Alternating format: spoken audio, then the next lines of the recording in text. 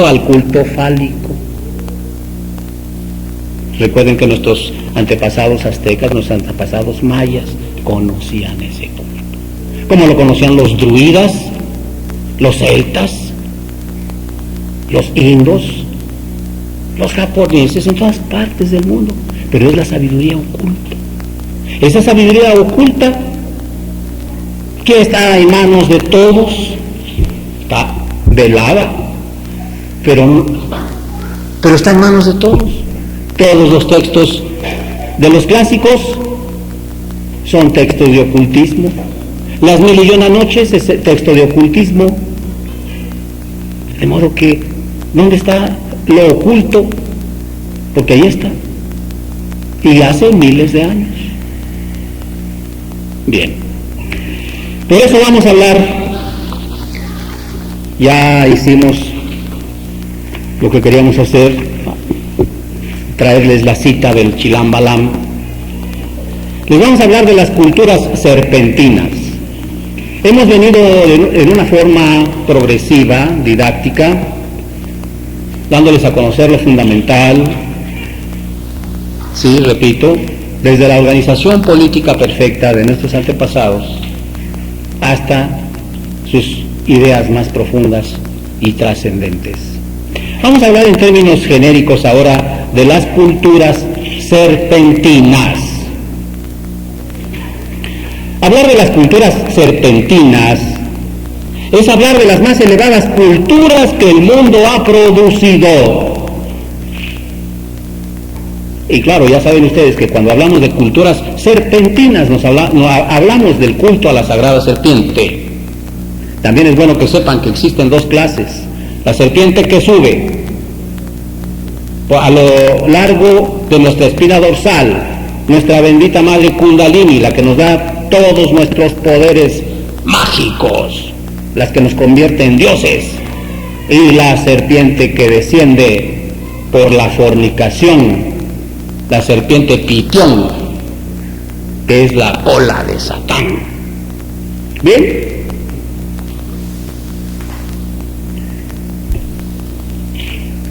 Incluso es hablar de los orígenes mismos del hombre dentro de los ámbitos que contiene el símbolo serpentino. Serpentino es el culto más elevado de la humanidad.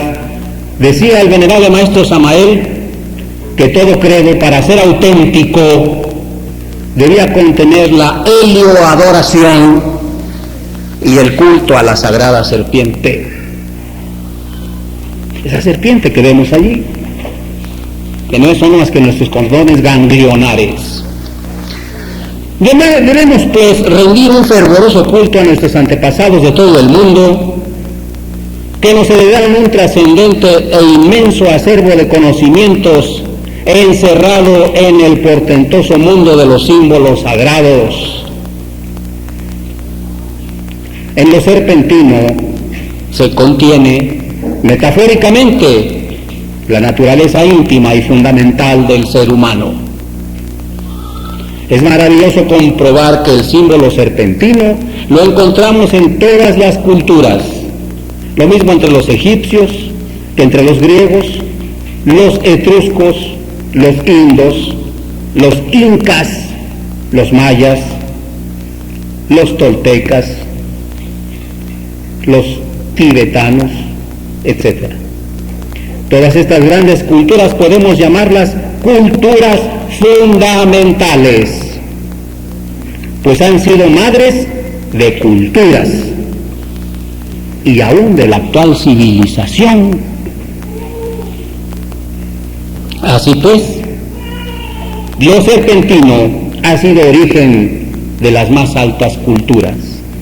El venerable maestro Samael nos decía que los gnósticos estamos llamados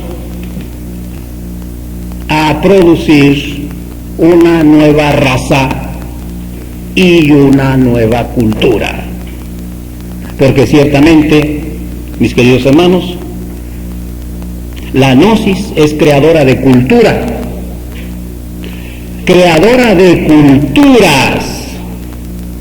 Si no hubiese sido por los fundamentos gnósticos, los egipcios no hubiesen llegado a las alturas que llegaron. Si no hubiese sido por esos mismos fundamentos, los toltecas no hubiesen llegado a las alturas que llegaron. Y puedo decir, no igualadas todavía. Lo serpentino es el culto más antiguo, más santo y más difundido por todo el mundo. Serpentina es la energía que asciende por la espina dorsal del hombre a lo largo de sus dos cordones ganglionares, y serpentinas son las ondulaciones de la energía cósmica. Entre los aztecas o nahuas, la Vía Láctea era designada Iztammixcoatl, lo que equivale a decir serpiente blanca en forma de nube. Es frecuente ver el símbolo serpentino, la sagrada cobra, en la tiara de los faraones egipcios. Todos conocemos el caduceo de Mercurio, actualmente usado como símbolo de la medicina, que es un símbolo sagrado serpentino que nos heredaron los romanos. Un símbolo sagrado y nadie lo sabe, todo ve el caduceo, ay, qué simpáticos símbolos, pero no sabe lo que en realidad enseña. El caduceo de Mercurio nos está dando toda la enseñanza esotérica.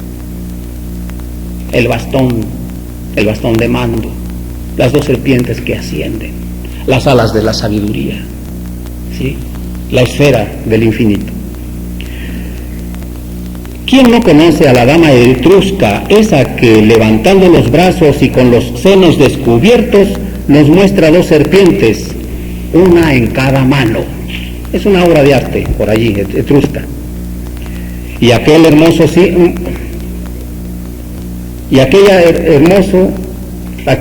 simbología de la anécdota en la cual se nos dice que el indo Buda Siddhartha Gautama Sakyamuni fue salvado de la inundación porque comenzó a incorporarse la serpiente sobre la cual estaba sentado en meditación. Nadie entiende eso, todo el mundo piensa que es literatura, que es leyenda, que es cuento, y es un mensaje de sabiduría profundo. Se dice que Buda estaba sentado al pie de una higuera, meditando, en profunda meditación. Estaba sentado sobre una serpiente enroscada. Y ahí estaba meditando. En eso vino una gran inundación. Cuando vino la inundación, la serpiente se empezó a incorporar como resorte, elevando a Buda. Y así lo pudo salvar de la inundación. ¿Qué quiere decir eso? Cualquiera diría es una historia muy bonita, es un cuento para niños. Y es una enseñanza terriblemente divina. Ahí vemos el símbolo del agua, las aguas puras de vida, el semen, porque nos gusta hablar claro para que nos entiendan, ¿sí? Que sin derramarse inunda el cuerpo, sus vapores, y ascienden a lo largo de la espina dorsal. Por eso Buda es salvado, ¿sí?, simbólicamente, de la inundación. Bien. Quien haya ido al Perú no ha visto la serpiente grabada en relieve en los templos incaicos. Ciertamente hemos ido ahí y la hemos visto. O a Cuculcán en los templos mayas, y Quetzalcóatl entre los aztecas. ¿Quién no ha oído hablar de los nagas del Tíbet? Naga quiere decir serpiente. Y no es casual su homofonía con Nahua. De hecho, el escudo nacional, esto no es, pero es parecido, ¿no?, pero tiene los mismos elementos. es una enseñanza gnóstica. Es un símbolo sagrado. Y los mexicanos lo ignoramos. El agua pura de vida. La piedra, el sexo. El nopal es la voluntad, la espina, la runa espina, la voluntad. El águila. El hombre debe convertirse en un águila. Por eso entre nuestros antepasados aztecas existían las dos órdenes militares de caballeros jaguares o tigres y caballeros águilas. El caballero águila, el caballero tigre o jaguar es el que está en el trabajo. Es el que está en el trabajo. Por ejemplo, en la leyenda de los 4 soles, nuestros antepasados dicen que los primeros hombres, y me estoy refiriendo a la leyenda de los 4 soles que está consignada en la Piedra del Sol, conocida como calendario azteca. Los que ya saben estas cosas lo entienden perfectamente bien. Pues bien, en el primer cuadrete aparece precisamente un ocelot, un jaguar. Y la leyenda dice que los primeros hombres, la primera humanidad, fue tragada por los tigres. Córchiles, pues había habido muchos, retiartos, ¿verdad? ¿Se los comieron a todos? No, señores, hay que ir a lo profundo, al símbolo, a la metáfora. Desde siempre, el tigre, el jaguar, ha representado a la sabiduría oculta, a la ciencia oculta. Y de acuerdo con el pensamiento de nuestros antepasados, fijarse bien, el hombre que adquiere la sabiduría, se convierte en la sabiduría misma. Por tanto, es tragado por la sabiduría. Metafóricamente, es tragado por la sabiduría. Porque ya se convirtió en la sabiduría misma. El que realmente hace carne, sangre y hueso del conocimiento, pues se convierte en el conocimiento mismo. Por tanto, es tragado simbólicamente por la sabiduría, por el conocimiento.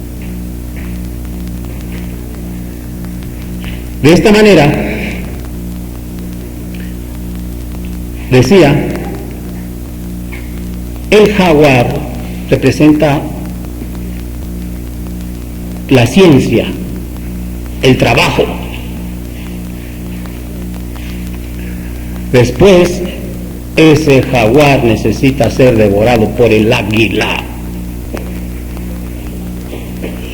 En todas las teogonías del mundo, a esa fuerza sexual maravillosa se le ha llamado el Espíritu Santo. Por eso el hombre es el templo de un Dios viviente.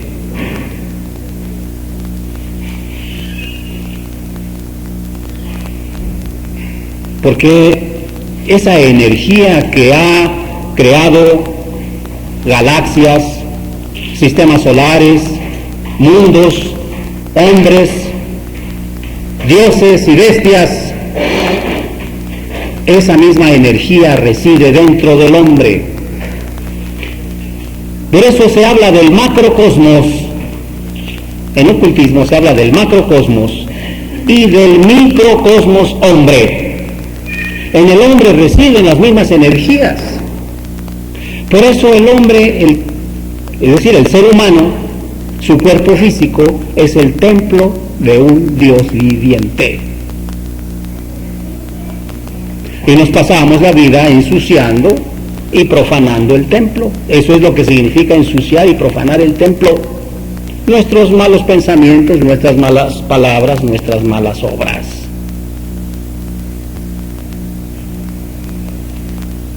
Les vamos a demostrar a ustedes que definitivamente el cuerpo del hombre es un templo.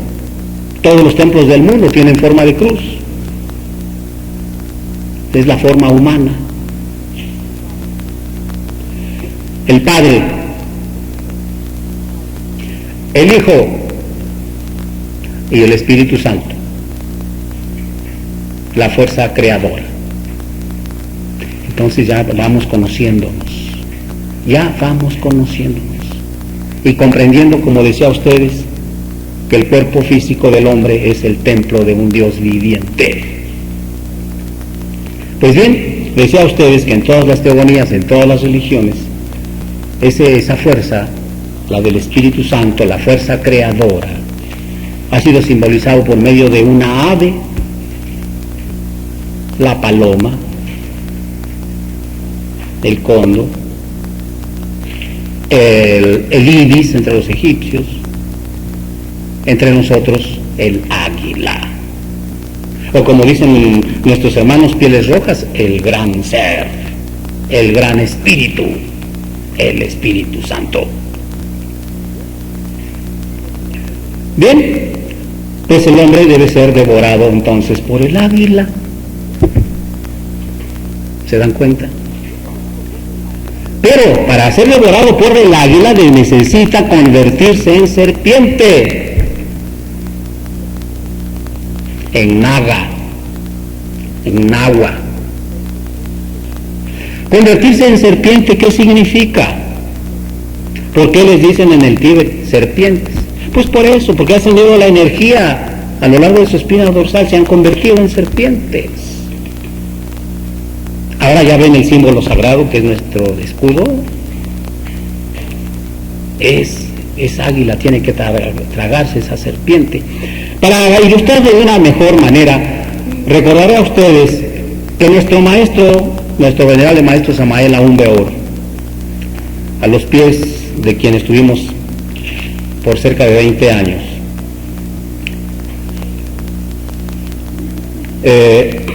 nos decía que el hombre, como antes decimos a ustedes, debe morir en sí mismo, es decir, en sus agregados psicológicos, y nacer. Este famoso nuevo nacimiento del que se habla en todas las teogonías, en todas las iniciaciones. El hombre debe morir a su vida pasada, debe morir en sí mismo para que pueda manifestarse el ser, es decir, para que nazca en su corazón el Cristo. Ya vieron ustedes pues que nada nuevo hay bajo el sol, en todas partes se transmite el mismo mensaje. El venerable maestro Samael Aún Weor dice que es en el sexo donde se prueba la suprema dignidad del hierofante. Y es indudable que esa energía que es nuestra bendita madre Devi Kundalini, que ha de ascender por el canal medular y que yace dormida enroscada 3 veces y media en el coxis, es la serpiente ígnea de nuestros mágicos poderes. Por lo que hace a Quetzalcóatl, el Cristo mexicano, el significado de la propia palabra es el siguiente: Quetzal, de Quetzali, que quiere decir precioso o preciosa, y Coatl, serpiente. Por tanto, su significado es serpiente preciosa. Él llegó a ser pues una serpiente. El hombre solo se convierte en Quetzalcóatl o en el naga tibetano cuando hace ascender el poder serpentino desde el coxis hasta el cerebro, y esto lo logra solo mediante el trabajo con la energía creadora, con su esposa sacerdotisa, en la fragua encendida de Vulcano. o en la fragua de los cíclopes. ¿Y qué decir cuando Quetzalcóatl mismo metafóricamente emprende un viaje por el mar embarcado en una balsa hecha con 7 serpientes? El poema nos dice que cuando Quetzalcóatl salió de Tula, llegó a la orilla del mar. ¿Sí? Cuando llegó allí se incineró y de sus cenizas brotó su corazón en forma de mariposa y se convirtió en el planeta Venus, Tlahuizcalpantecutli. Todo esto es enseñanza purísima, maravillosa, preciosa, enseñanza gnóstica. Definitivamente. Emprender el viaje. Y todo el mundo está pensando que él agarró y se montó en sus 2 pies y se fue. ¿Sí? No, señores, es el viaje de la vida en el que todos estamos embarcados. Cuando ustedes vean por allí, atravesó un puente, atravesó un río, no significa otra cosa más que estar trabajando sexualmente con las aguas puras de vida. Eso es lo que significa. ¿Sí? Y cuando se llega a la otra orilla, él se incinera. ¿Qué significa eso? No agarró y se quemó ahí, él se convirtió en chicharrón. No. Incineró con ese mismo fuego sexual sus propios agregados psicológicos, sus propios defectos. Y cuando ha incinerado sus defectos, entonces se manifiesta en él esa mariposa preciosa, Quetzalpapalotl. ¿Sí? Y es cuando también metafóricamente asciende como Jesús, y asciende y se convierte en Tlahuizcalpantecutli, la estrella de la mañana. También es metáfora. A todo adepto sin excepción se promete una estrella. Esa estrella que siempre le ha sonreído, esa estrella que siempre nos ha sonreído, que es nuestro propio Cristo interno, nuestro real ser. Ese real ser que no tenemos encarnado todavía y que solo encarnaremos cuando hagamos esta gran obra. De hecho, Quetzalcóatl lo hizo. Y dice el poema: nadie sabe, nadie supo cómo llegó a Tlapalan, la tierra del color rojo, el lugar de la sabiduría. Lo maravilloso de ese poema es que dice nadie sabe, y el mismo poema nos lo está diciendo. En su balsa hecha de 7 serpientes. ¿Quién ha visto a alguien hacer una balsa con 7 serpientes? ¿Sería eso posible? Deberían de ser unas boas así bien gordas, ¿no? No.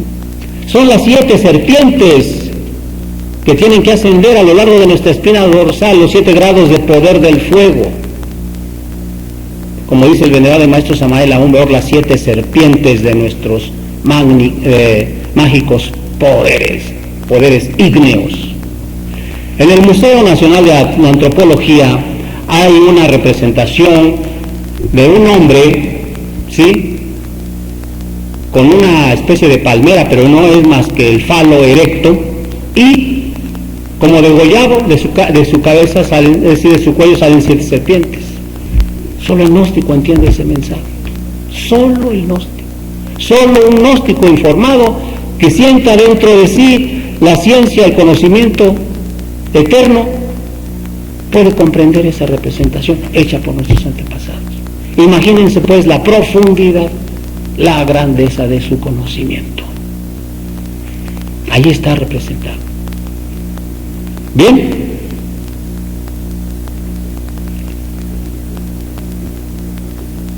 Decíamos que el hombre solo se convierte en Quetzalcóatl o en el Naga tibetano cuando hace ascender el poder serpentino desde el coxis hasta el cerebro, y esto lo logra solo mediante el trabajo con la energía creadora, con su esposa sacerdotisa en la fragua encendida de Vulcán.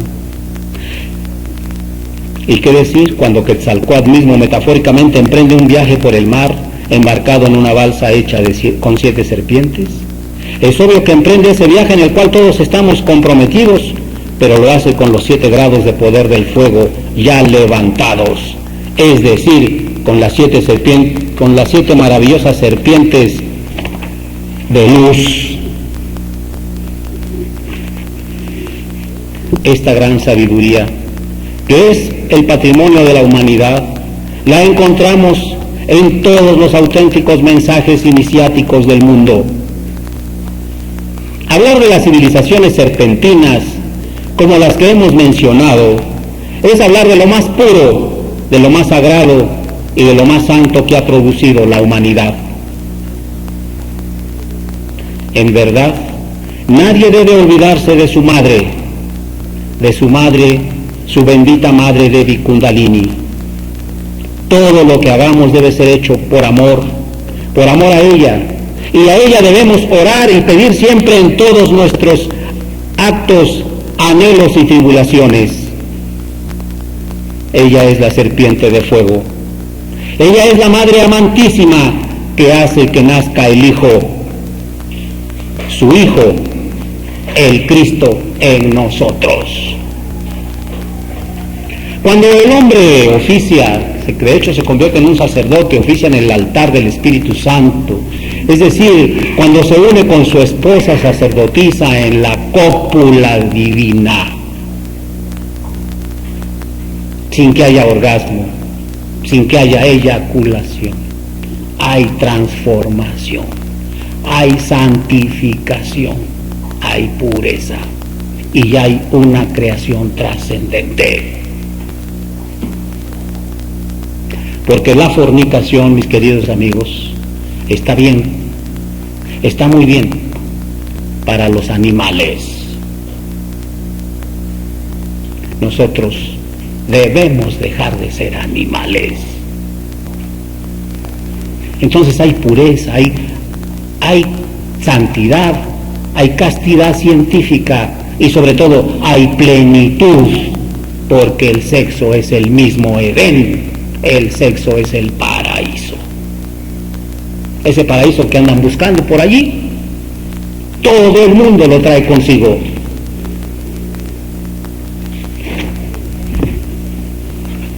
Esta breve plática es una exhortación para que reflexionemos sobre todo ese legado de sabiduría encerrado en el símbolo serpentino que heredamos, repito, de los santos sabios, verdaderamente sabios que en el mundo han sido. Porque sabios han sido y son los egipcios, los griegos, los etruscos, los indos, los incas, los mayas, los nahuas, los tibetanos, y es nuestro deber restaurar en el mundo esa sabiduría. El nuevo mensaje de esta sabiduría antigua, atávica, ancestral, debe salir de la fuerza espiritual que emana de este suelo y de este aire y de este sol. Porque ya hemos recibido este mensaje de Egipto, de la India, del Tíbet, y muchos mexicanos, de hecho, mucha gente del mundo emprende viajes al Tíbet o a Egipto o a la India en busca del conocimiento, en busca de la sabiduría. Y no saben que estamos parados en ello. Aquí está. Donde quiera está. Pero ahora se ha manifestado maravillosamente aquí entre nosotros. Y por eso estamos, como quien dice, estamos exportando cultura al mundo. Porque la República está cubierta de lumiciales gnósticos. Y hay lumiciales en los Estados Unidos, en Canadá, en Francia, en Inglaterra, en Australia, en África y en todas partes. Todo Sudamérica está lleno de lumiciales gnósticos. Porque ese fue el mensaje que nos vino a traer el venerable maestro Samael Aun Weor. como un verdadero avatar, como un verdadero Cristo, porque vino a rasgar el velo del templo y a abrirnos los ojos y a enseñarnos qué es lo que tenemos que hacer, señores. Hemos demostrado hasta la saciedad que realmente somos el templo de un Dios viviente, y ese templo es portador de esa sagrada energía. No es verdad que todos los caminos lleven a Roma, no es verdad. Quisiéramos que alguien nos demostrara que en el Evangelio dice que todos los caminos llevan a Roma. Por el contrario, dice: angosta es la puerta y estrecho el camino. Es el famoso filo de la navaja. Es el famoso filo de la navaja. No hay otra. Y ese camino es el sexo. Porque la puerta angosta y estrecha es el yoni femenino.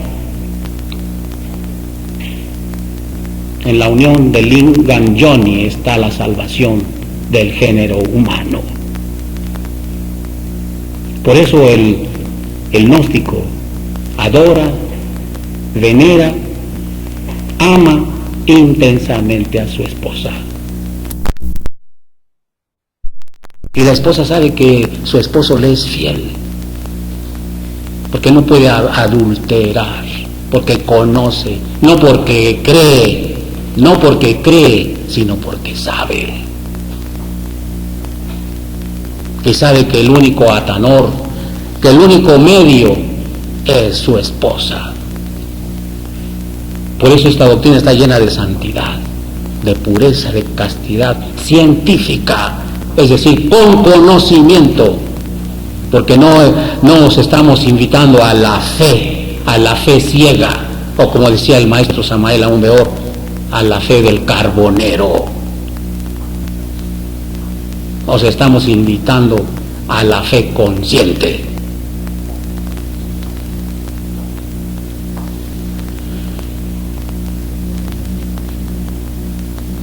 El potente mensaje náhuatl, maya, inca, taíno,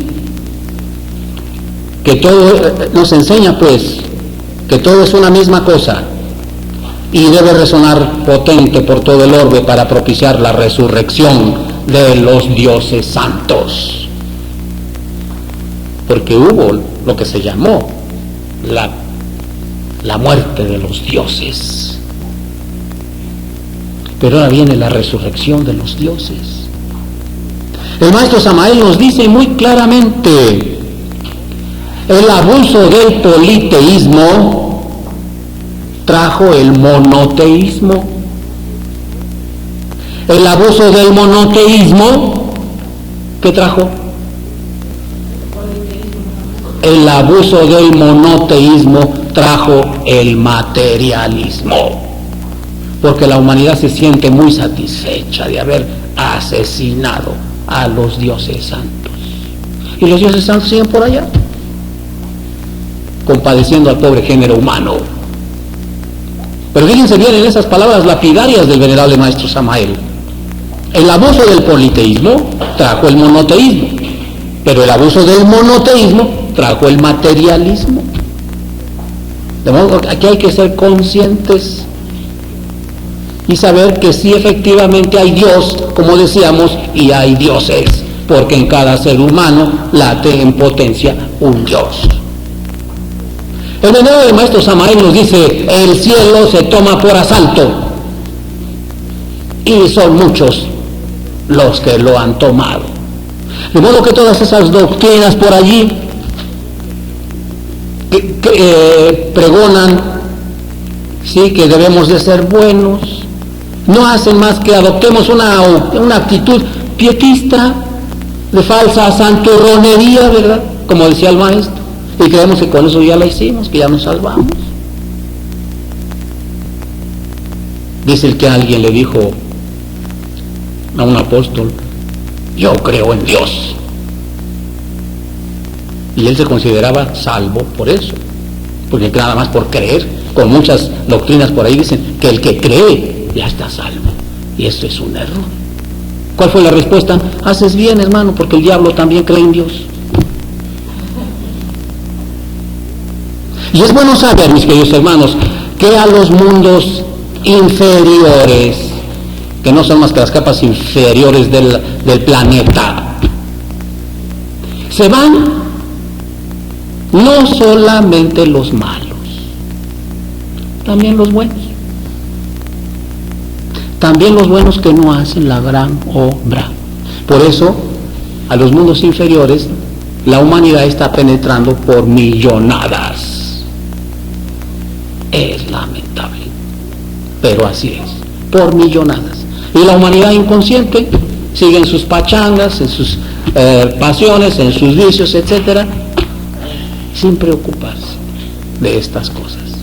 De modo que a los mundos inferiores no solo se van los malos, también se van los buenos. Bien.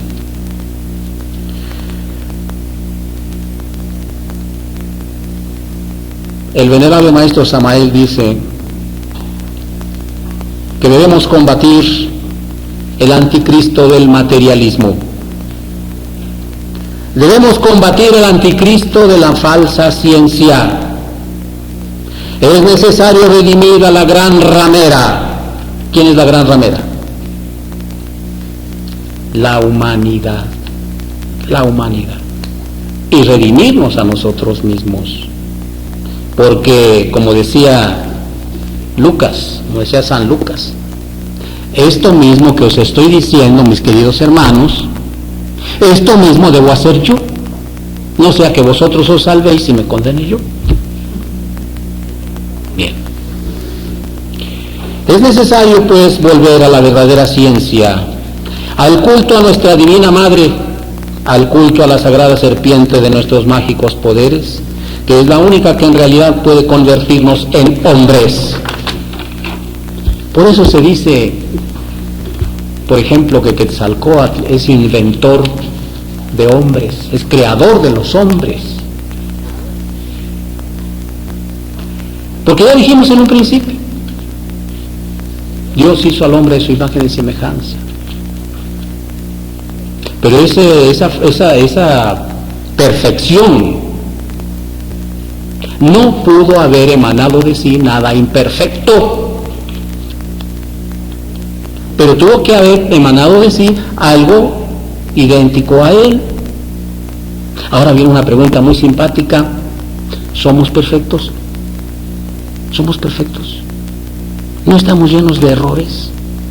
Luego no somos perfectos, entonces no somos hombres. Ser hombre, decía el venerable maestro Samael, es un lujo. Ser verdadero hombre. El ser humano no es verdadero hombre hasta que no encarna su Cristo íntimo, hasta que no encarna su Quetzalcóatl, que es lo mismo. Por eso él es el inventor y hacedor de los hombres, porque entonces sí se convierte en un hombre perfecto.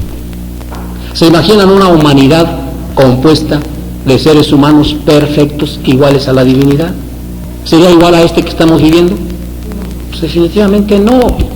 Definitivamente no. Y estas consideraciones pues nos hacen darnos cuenta cuán desviados estamos, cuánto nos hemos alejado de nuestro Padre. Porque el gnóstico no le ora a un Dios sentado por allá arriba en las nubes, con barbas hasta el ombligo, en un trono de tiranía. El gnóstico le ora a su Dios íntimo, que ese es nuestro verdadero Dios. Las sagradas civilizaciones serpentinas, prácticamente difundidas por todo el mundo, son portadoras de la más grande luz que ha alumbrado al mundo, y nosotros no debemos olvidarlas. Al contrario, debemos penetrar muy profundamente en sus sagradas enseñanzas, en sus arcanos más profundos, con gran amor, con gran respeto y con gran devoción. Entonces mucho le debemos pues a nuestros antepasados, de todo el mundo. Pero como decía antes, ya se ha recibido el mensaje de todas partes. Necesitamos ahora que salga el de aquí, y aquí lo tenemos.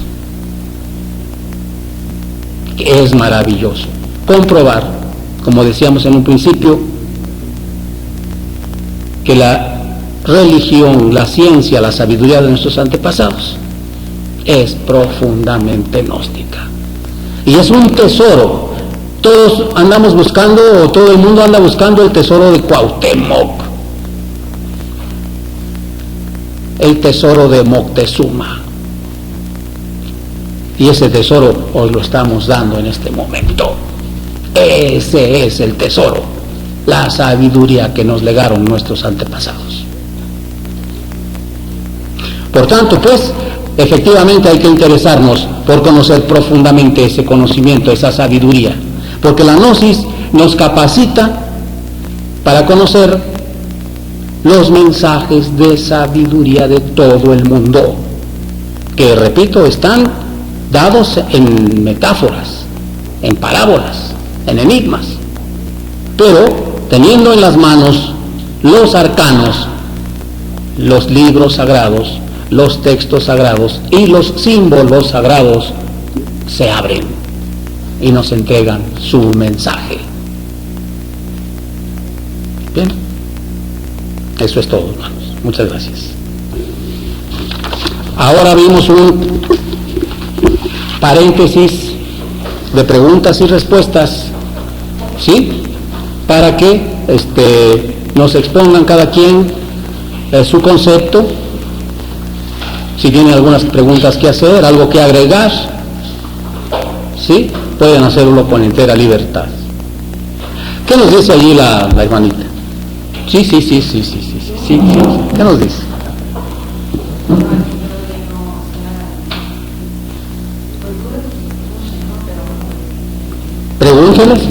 Pregunte. Ah, perfecto, maravilloso. Muy bien. Bien, ¿qué nos dice ese frente?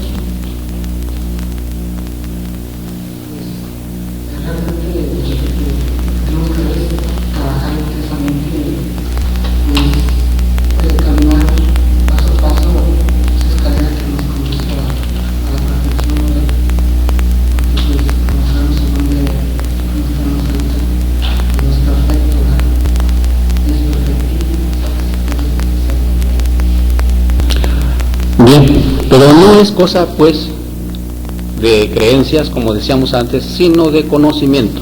El venerable maestro Samael Aun Weor nos dice que el significado de acuario, que es en la era en que nos hallamos ahora, es ese, es saber, que ya no nos cuenten, sino saber, comprobar por nosotros mismos. ¿Qué nos dice el caballero?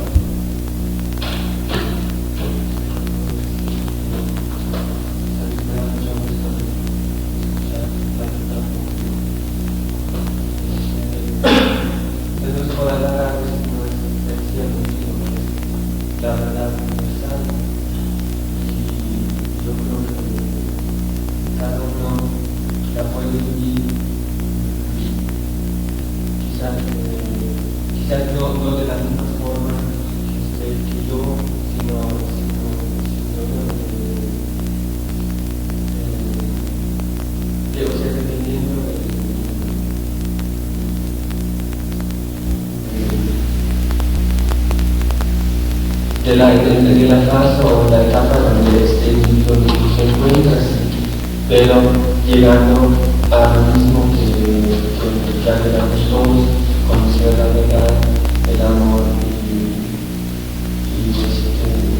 y transmitir eso a la comunidad. Así es, definitivamente es obvio, cada quien tiene una tónica, cada quien tiene un nivel de ser. Pero sí podemos decirle al estimable caballero que el camino ha quedado señalado, es uno solo. Y ese es un trabajo sexual, definitivamente. Las creencias, los buenos sentimientos, ayudan.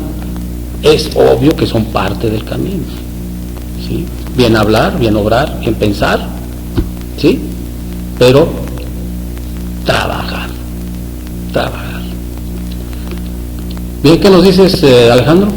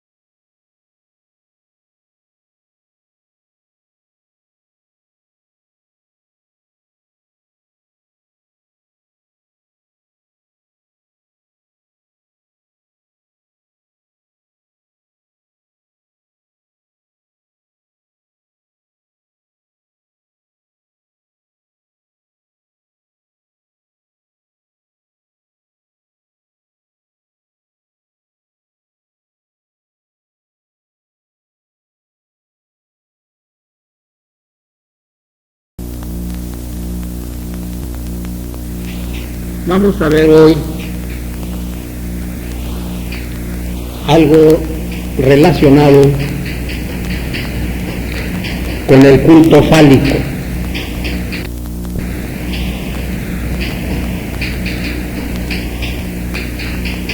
Realmente podemos decir a ustedes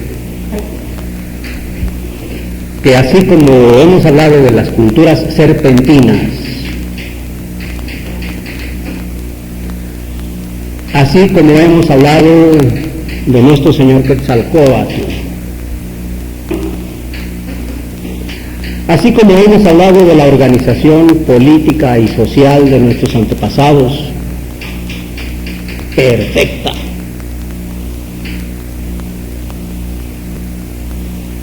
Vamos a ver hoy algo, como decía ustedes, relativo al culto fálico. Podemos adelantar a ustedes que el culto fálico es lo que pudiésemos llamar la verdadera religión católica.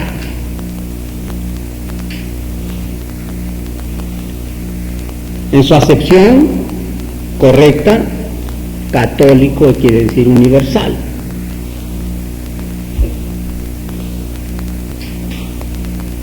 Existe pues una sabiduría, una religión, una ciencia que es universal. No solo es universal, sino es cósmica.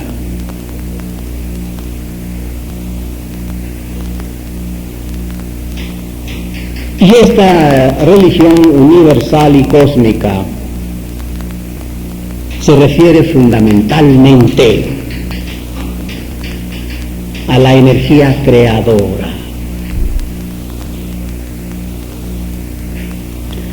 De modo que nuestros antepasados de todo el mundo, podemos decir con entera convicción, eran más sabios, más inteligentes que nosotros. Nosotros nos hemos dejado fascinar, envolver por las teorías.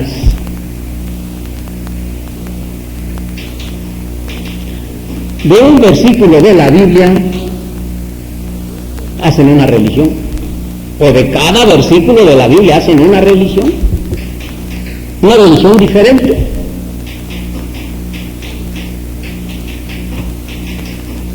Han resultado por allí actualmente una oleada de sectas norteamericanas principalmente, ¿sí?, y que se dicen poseedoras de la verdad porque fincan sus principios en un versículo de la Biblia. O una interpretación allá muy sui generis de ese libro sagrado. Y cada una de ellas está prometiendo la salvación. Y hacen adeptos por toneladas. Parece pues que la humanidad es más fácil de fascinar con las mentiras que con la más pura verdad. Porque a ser cierto, nosotros no tratamos de fascinar a nadie, simplemente exponerle la verdad pura y sin mancha, la verdad simple, la verdad sencilla. Y entonces decíamos que nuestros antepasados eran mucho más inteligentes, porque a lo menos no se habían complicado tanto. Y ellos iban al meollo de la cuestión, al meollo de la cuestión. Ellos rendían culto a la energía creadora. El culto fálico es universal. Lo encontramos en la más remota antigüedad.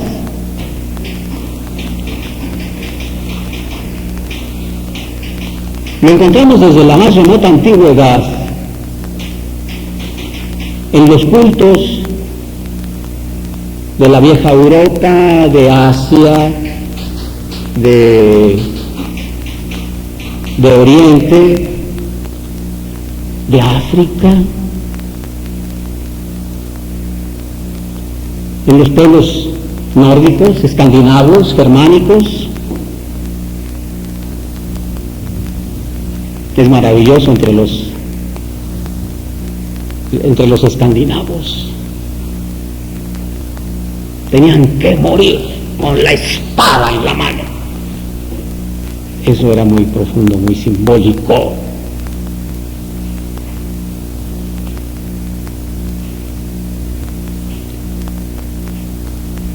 Podríamos hablarles muy fuerte, mis queridos hermanos. Y lo vamos a hacer. Con todo respeto, con toda adoración, con toda veneración, se los digo. Sin el menor ápice de pornografía, al cielo se entra con el falo bien erecto.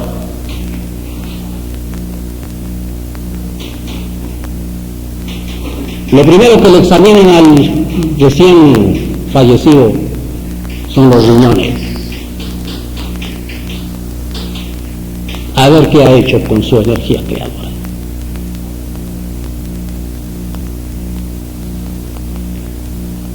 El sexo, mis queridos amigos, puede divinizarnos.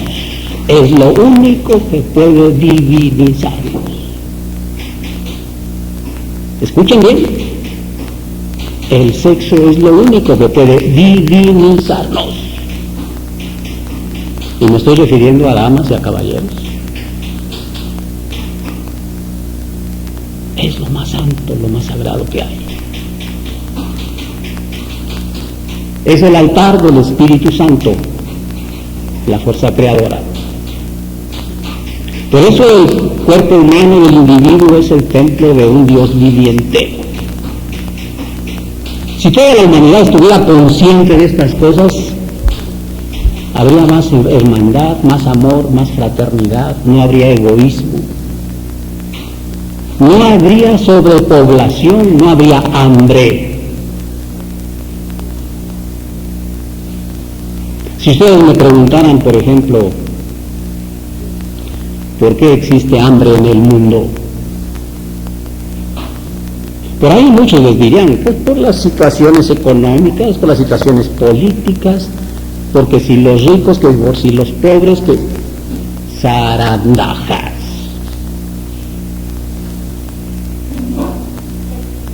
Hay hambre en el mundo por la fornicación. Ahí está el meollo de la cuestión. Recuérdense de la sentencia bíblica: ganarás el pan con el sudor de tu frente. Cuando el hombre fue arrojado del paraíso. ¿Por qué?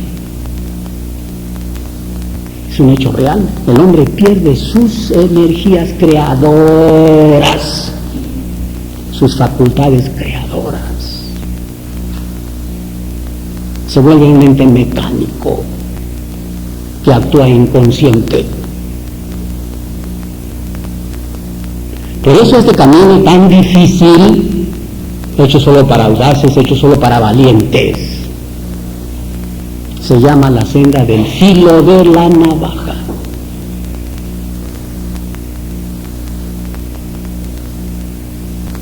Porque por el sexo nos podemos divinizar, o por el sexo nos condenamos.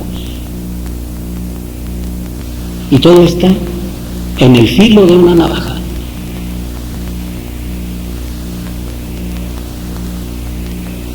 Toda la humanidad, por esa razón, está entrando en los mundos inferiores por millonadas.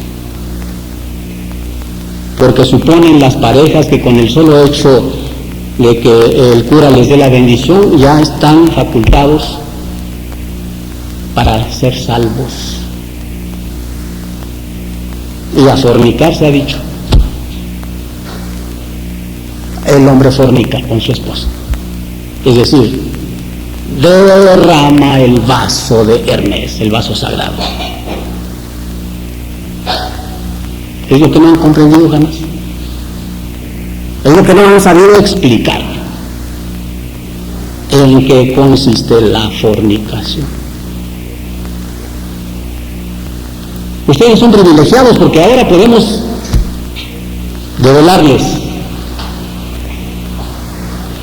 muchos secretos.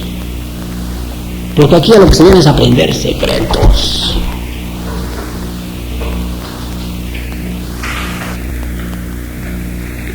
El hombre se puede redimir arrepintiéndose, pidiendo perdón, pero arrepintiéndose sinceramente. La fidelidad al Cristo implica no fornicar. La mujer puede redimirse no fornicando. ¿Cómo creen ustedes posible, señores y damas? ¿Cómo creen posible ustedes la Inmaculada Concepción? ¿Qué esos son cuentos? ¿Cómo creen ustedes que una dama pueda ser virgen antes, en y después del parto?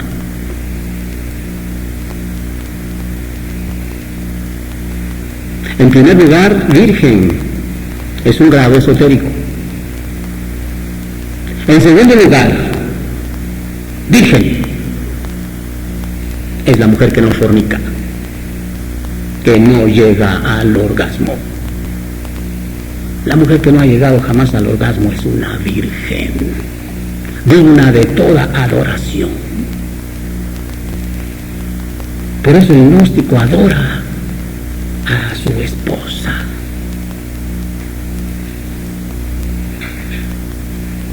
El fornicario jamás conocerá lo que es el amor, jamás. Conoce lo que es el placer, pero no lo que es el amor. Pero lo que no conoce además es la dicha. No conoce la dicha. El fornicario, después de fornicar, después de derramar el vaso santo, se cansa, se aburre, queda anonadado, rechaza a la esposa con desagrado.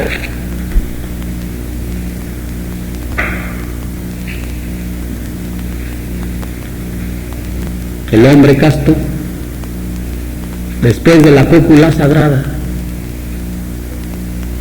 incluso después de la desconexión, sigue adorando a su esposa.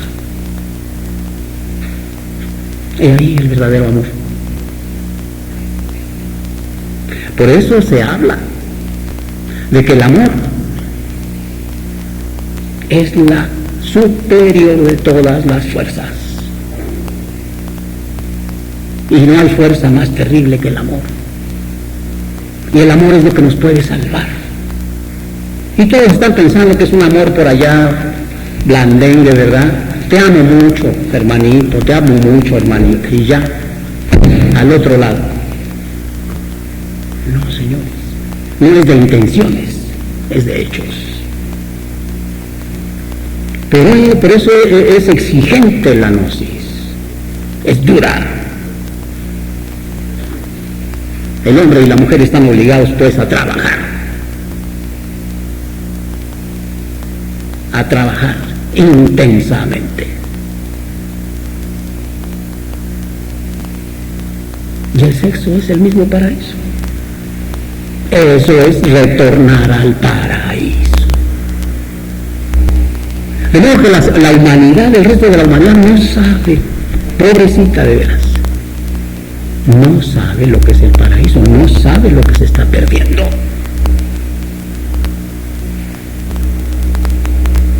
Todos los símbolos de un altar son fálicos. El cáliz es el yoni femenino, el bastón de mando es el falo masculino. No hay otro sendero de salvación. Les estamos revelando el secreto secretorum del templo. No hay otro camino sino los hechos, no las teorías. En la cópula sagrada, en la unión del lingam yoni, algo se crea, a condición pues de que no haya orgasmo, de que no haya derramamiento, de que no haya eyaculación. Esto es el sumo de la sabiduría, el amor. Y no hay otro camino de salvación. No hay otro, por más que por ahí habiendo miles y miles y miles de teorías. No hay otro camino de salvación.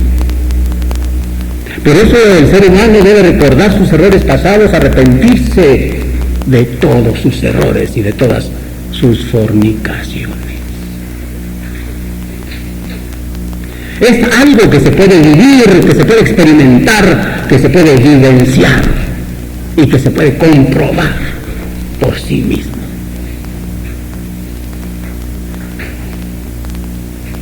Decía por allí el humorista español Enrique Jardiel Poncela, a mí me hizo reír mucho siempre ese autor, un humorismo terrible, tremendo, lapidario. Decía, el amor más puro no sirve más que para ensuciar sábanas.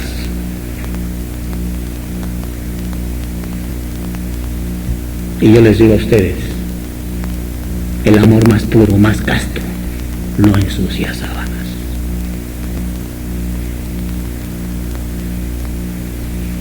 Porque esto es algo muy sagrado. Esto es algo muy secreto. Pero muy secreto, señores. Esto se comunicaba al aspirante después de muchos años de pruebas en las antiguas escuelas de misterios.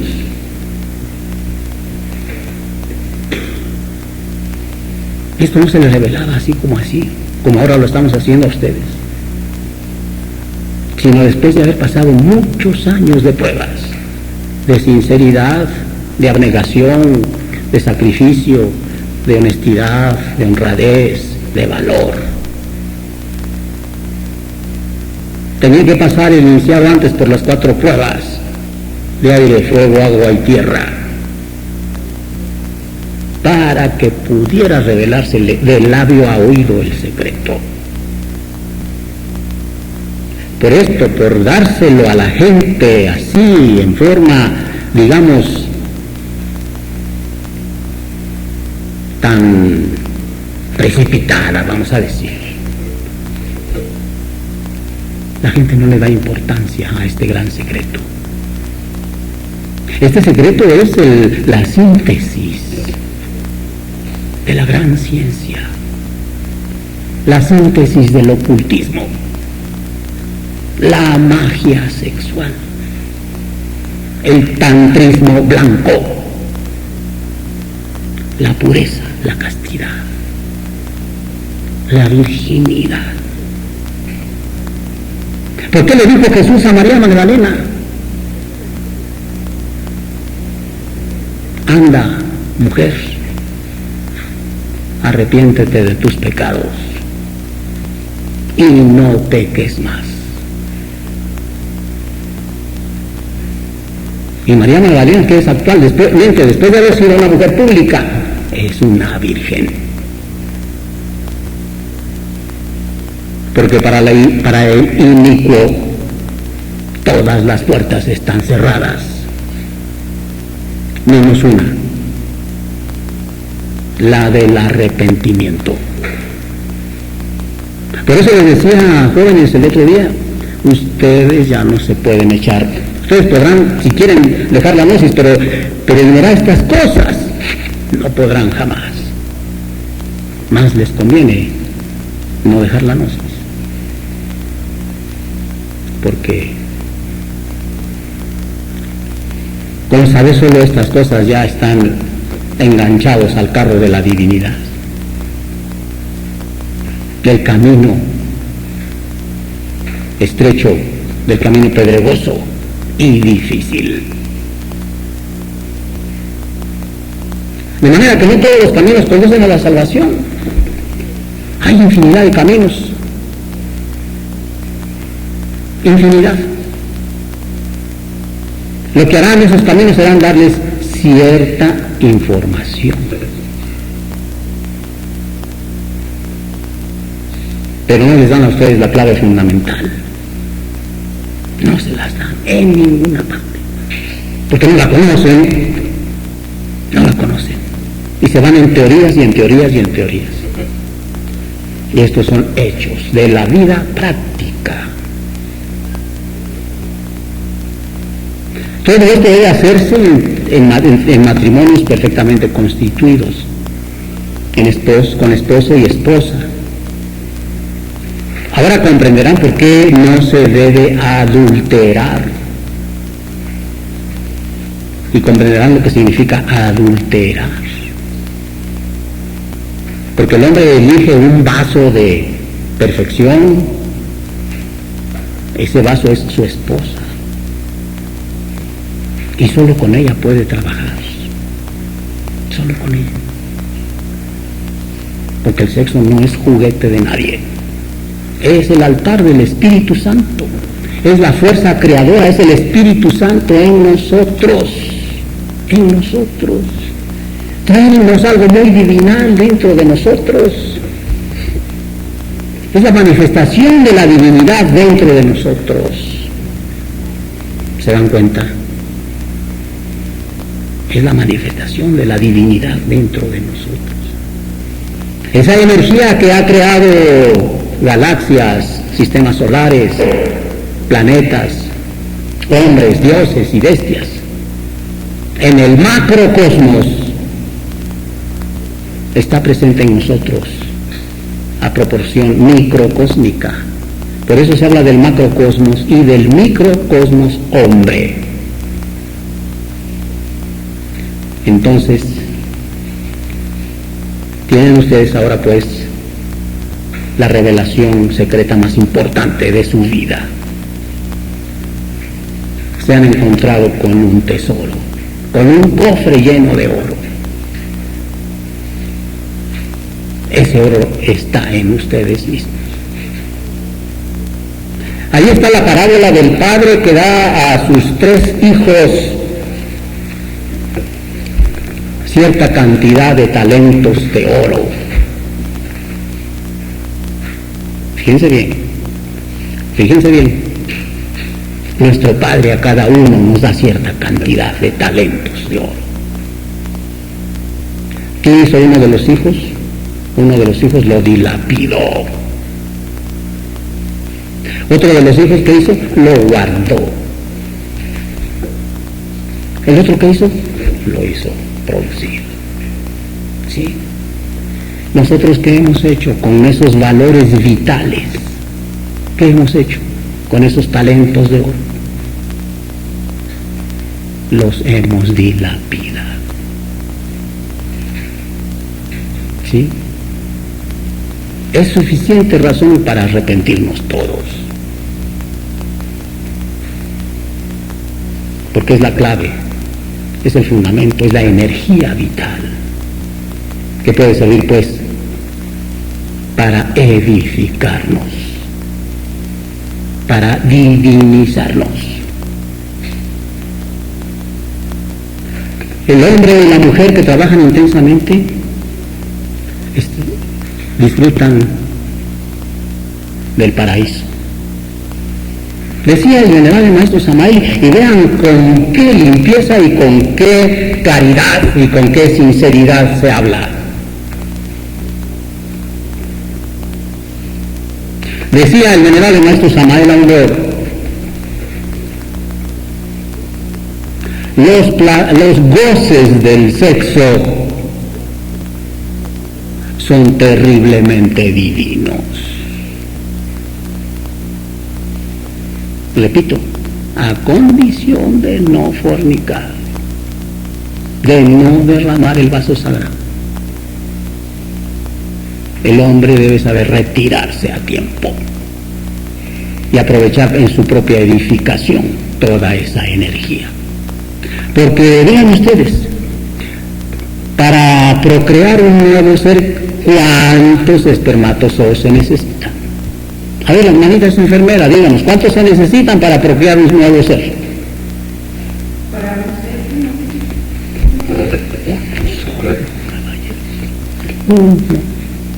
Uno. ¿Qué objeto tiene desperdiciar millones de átomos de luz, de átomos de fuerza, de átomos de vida, de átomos de energía? Uno solo. Y ese sale sin que haya orgasmo, sin que haya eyaculación.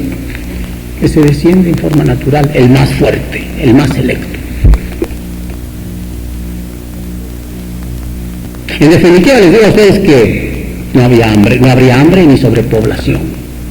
Los seres humanos naceríamos más pausadamente, con más energía, con más fuerza creadora, y no habría sobrepoblación. Todo se producía a ritmo. Actualmente la sobrepoblación que nos está indicando la fornicación, o sea, la reproducción animal, porque la fornicación está bien para el animal, ¿se dan cuenta? Pero no para el hombre. Por tanto, el que fornica, ¿qué es? Animal. Esa es la reproducción animal, pero no para el hombre. Ser hombre es un lujo. Mientras no seamos hombres, somos animales, y hay que dejar de ser animales. Pues esto, por eso les decía a ustedes, nuestros antepasados obviamente eran más inteligentes, más sabios que nosotros. El culto fálico ha existido en todas las latitudes. Es decir, la gnosis, la que ha creado pueblos poderosos y fuertes y grandes culturas, ha sido esto, la gnosis y este conocimiento. Este conocimiento, por lo demás, en la antigüedad solo se le daba a los reyes. Por eso los reyes de todo el mundo se dicen hijos del sol, hijos de la divinidad. ¿Se dan cuenta? Por eso pueblos como el Inca se dicen hijos del sol, perfecto. Los aztecas eran hijos del sol. Todos los demás no somos hijos de la luna. Somos lunares, no somos solares. ¿Se dan cuenta? ¿Se dan cuenta de la importancia de lo que se está diciendo? Como digo, esto es para vivenciarlo, para experimentarlo, para comprobarlo por sí mismo. Es más, podría decirles a ustedes, es para gozarlo. Pero también a condición de ir muriendo en nuestros agregados psicológicos y realmente por amor difundir este conocimiento, pero con equilibrio, con discreción, con inteligencia. Esto es lo que está simbolizado en el Evangelio. En la semilla que cae en la piedra bruta, que no germina, o que cae entre los herbazales, pues tampoco, solo la que cae en la tierra fértil. El que quiere de una vez liberarse, el que quiere comprender profundamente para qué vino aquí. Ven ustedes pues cómo los conocimientos que adquirimos en las escuelas, en las universidades, etcétera, no nos resuelven el problema. No lo resuelven. Nos capacitan como arquitectos, como médicos, pero no nos resuelven el problema. Es fundamental. ¿Sí? Los físicos, por allí, los químicos, etc., muy facultados para inventar, digo más bien para descubrir la energía atómica, no para emplearla para el bien, sino para emplearla para el mal, para destruir a la humanidad. Por ahí la gente se deslumbra con los grandes avances de la técnica. La gente se queda boquiabierta porque tienen poderosos aviones, cohetes, ¿sí? Energía atómica. ¿Y qué? ¿Y qué digo yo? El que inventó o el que descubrió, pues, la energía atómica, ¿acaso está a salvo? ¿Acaso es un hombre autorrealizado? ¿De qué le sirve? Se puede ser hasta un gran santón, uno de esos que se pasaron la vida en las cuevas, ¿sí?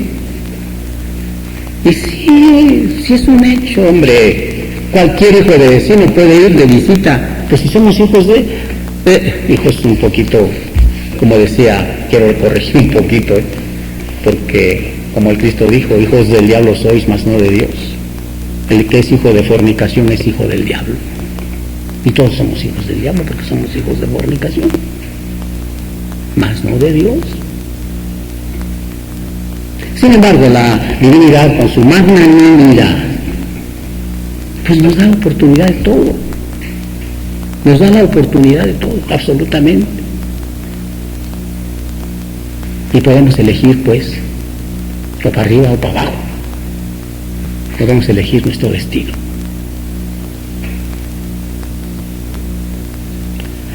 Por eso, pues, como decíamos antes, el culto fálico es universal. Este conocimiento es universal.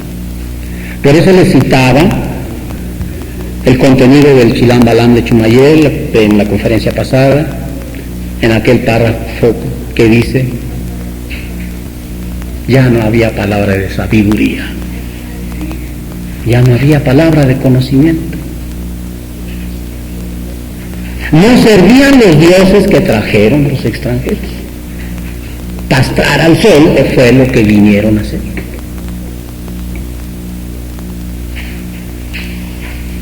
¿Y cuántos siglos llevamos?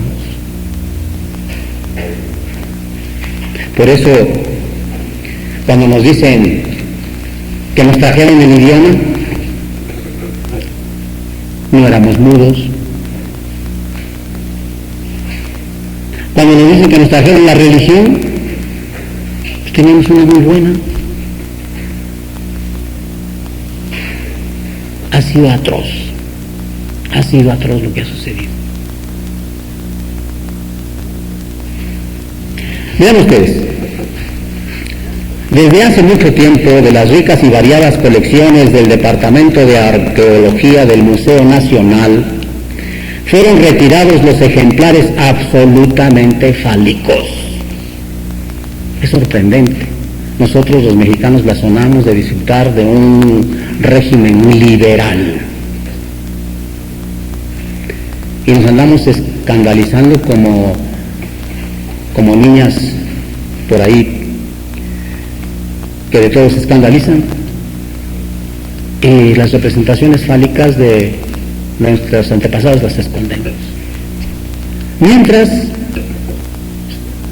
en países que viven, que no han tenido revolución, que no les han nacido un Juárez, etcétera, socialmente viven un poco más atrasados. En Perú, por ejemplo, en sus museos están las representaciones de la cerámica de índole fálica, pero a la vista de todo el mundo. No, aquí quieren borrar, pero desaparecer. Hay un odio contra todo lo que sea expresión aborigen. Pero hay un odio, un verdadero odio, porque debe eliminar todo. Sin embargo, no han podido hacerlo. Algunos ejemplares por ahí se han salvado y han sido suficientes para darnos una muestra de lo que eran nuestros antepasados, porque mucho de lo que se nos enseña pues está cojo, le falta. Bien. Entonces decía que fueron retirados los ejemplares absolutamente fálicos, encontrándose con buen número de objetos representativos de este culto de todos los grupos étnicos del país. Con este acervo que se ha visto aumentado por los años, se constituyó un salón secreto. En aquel tiempo se procedió a formar grupos de ejemplares por culturas, distinguiéndolos con números en cédulas ovales de orilla roja, para diferenciar esta numeración de la general del Departamento de Arqueología y de aquellas de clasificaciones antiguas, ora del museo, ora de vendedores y donantes. El culto fálico en el territorio mexicano procede de tiempos antiquísimos. Entre los constructores de Nachán, Palenque, alcanzó refinamientos que trascendieron al arte. Algunos pueblos lo perfeccionaron, llevándolo luego a la decadencia. Como símbolo de la fuerza creadora, el falo fue digno de veneración y culto. Hace poco leía en un periódico todavía, en cierto pueblo aquí vecino del Distrito Federal, tenían un falo de piedra en la plaza central del pueblo, y año con año llegaban algunos señores por ahí con guitarras a cantarle. Ah, no, eso escandalizó a las autoridades, se lo quitaron, ya se los quitaron.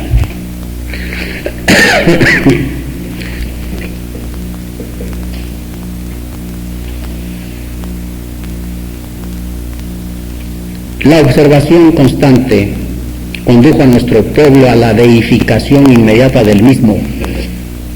Por ejemplo, los tarascos. Ya les he dicho a ustedes que el culto fálico es universal. Esto que les hemos estado diciendo a ustedes En la antigüedad, en la remota antigüedad, se practicaba en los templos, bajo la dirección del hierofante. En los templos. ¿Sí? Y había rituales en los que las vestales salían en estado de éxtasis cargando un enorme falo. Es decir, se tenía pues conciencia de la santidad de este sacramento.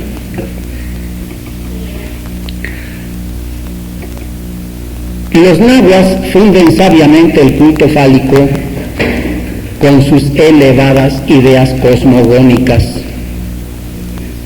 anticipadas en siglo a la famosa teoría de Laplace. Castos eran los nahuas y testimonio de sus antiguas esculturas, y dan testimonio sus antiguas esculturas, sus códices y sus mapas.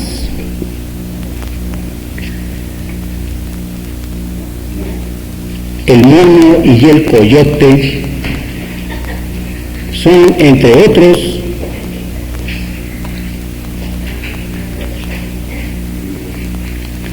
símbolos del culto fálico. Al coyote puede referirse el xolotl fabuloso, pues los guerreros bailadores lo ostentan en sus libreas en la fiesta a Tosi y a Chicomecoatl.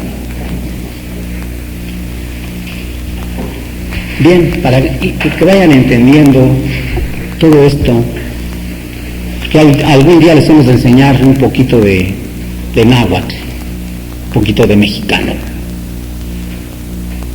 Chicome es 7, Coatl, serpiente, Chicomecoatl, 7 serpientes. ¿Sí? Existe en el Museo Nacional de Antropología una figura que es un gran marco de piedra, en la que aparece tallada una figura de un hombre con el falo erecto, estilizado, en forma de palmerita, y aparece como degollado, porque de su cabeza, en lugar de tener cabeza, salen 7 serpientes. Digo, no puede haber prueba más contundente, porque negar eso sería como querer negar el sol, ¿sí?, del conocimiento que tenían nuestros antepasados, porque definitivamente lo que se pretende es que asciendan los 7 grados de poder del fuego a lo largo de la espina dorsal del hombre.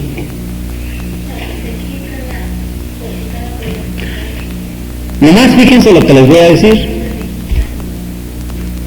Son 7 los chakras a lo largo de la espina dorsal. 7 flores de loto. Por eso nuestros antepasados decían que el hombre tenía que florecer. 7 chakras por 7 grados de poder del fuego. 7 por 7, 49, son 49 grados del poder del fuego que hay que hacer ascender a lo largo de la espina dorsal, y que simbolizan las 7 famosas serpientes aquellas que, según metafóricamente tuvo que construir una barca con ellas Quetzalcóatl. ¿Sí? Digo, esto lo entendemos filosóficamente, lo entendemos gnósticamente. El materialista no entiende nada de estas cosas.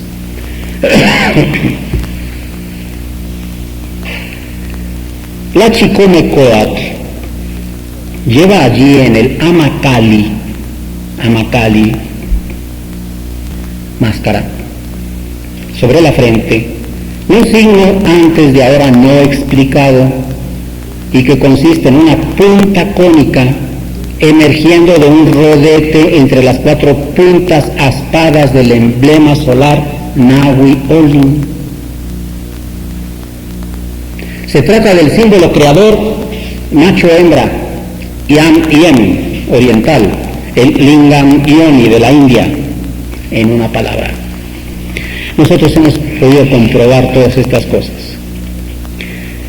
Es el momento de hablar por primera vez también de un signo gráfico que aparece frecuentemente: el ángulo agudo con el vértice hacia arriba, entrelazado con una figura trapezoidal, especie de enlace de una A y una O, es el lingam yoni arcaico.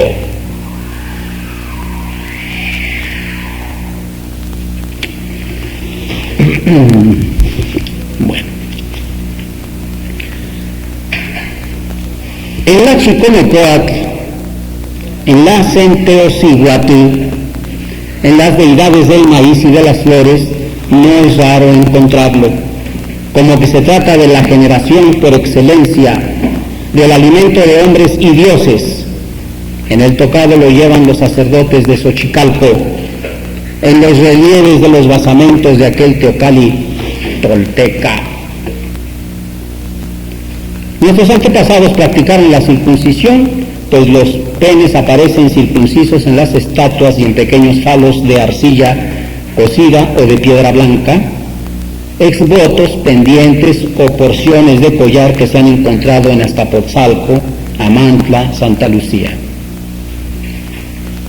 También existía el rito de motepulizo. Este rito, motepul, tepul quiere decir en náhuatl falo, mo, nuestro,